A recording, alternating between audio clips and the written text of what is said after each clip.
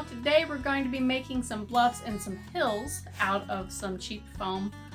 This one's going to be cheaper than this is. This is that pink insulation foam that you get from like Home Depot or Lowe's. This is 1 inch if you want thicker.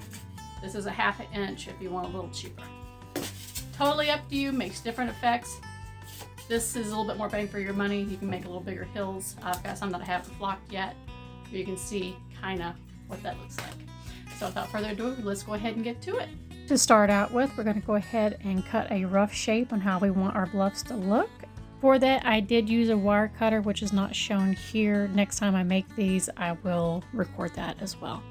As you can see here, I had already painted it a lighter brown. Now I'm going over the top with a darker brown for whenever I do flock these. If I miss a spot, it won't matter much. It'll just look like the dirt shining through.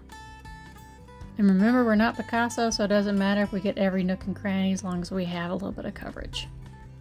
Next, we're going to be doing a little bit of dry brushing in an even lighter brown. This is actually khaki, but it definitely gives the piece a pop. Now I'm going to go over it with some tacky glue. I did end up just using watered down PVA glue because I ended up watering this down because it was too thick. It needs to be not too runny, but it needs to be a little thinner than what I'm working with here. I was definitely on the struggle bus, as you can see.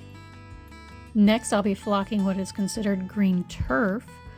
You can find this in Woodland Scenics, or you can order it off of Amazon. Just be careful because some of those packagings you'll be not getting as much as you think you are.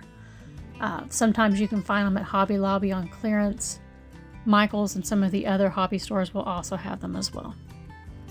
Now, as you can see here, nothing goes to waste. I'm going to go ahead and put it back in the baggie that I originally had it in. This is what it looks like after I finish flocking it in the darker green.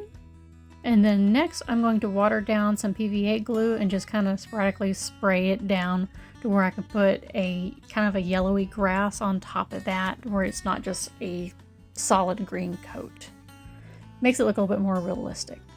Don't worry about the glue in the background if you don't cover it up with the grass. It does dry clear and you won't even notice it. And after this coat dries, I'm going to spray it down again.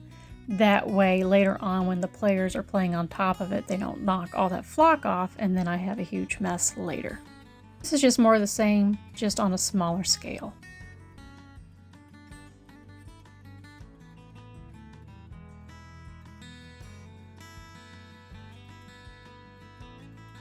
And this is just me showing you that it's that fine turf yellow grass from Woodland Scenics that my husband got at Hobby Lobby who knows how long ago.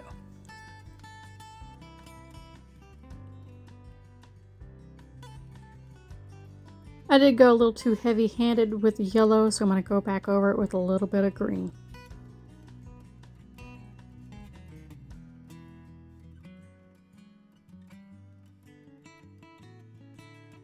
I just wanted to use different shapes and sizes, just give it a little bit more flavor on the board. I kind of like this bluff because it's a little different than the rest of them. It's just a little corner piece. I didn't feel like wasting it. Might as well use it if you got it, but I liked it. I thought it was cool. Here are the finished pieces with the terrain that we built last week. And then I did glue some static grass on top to make it look even more realistic. Yeah, super easy terrain. Not a whole lot goes into it. And before you know it, you have yourself a whole bucket ready to go.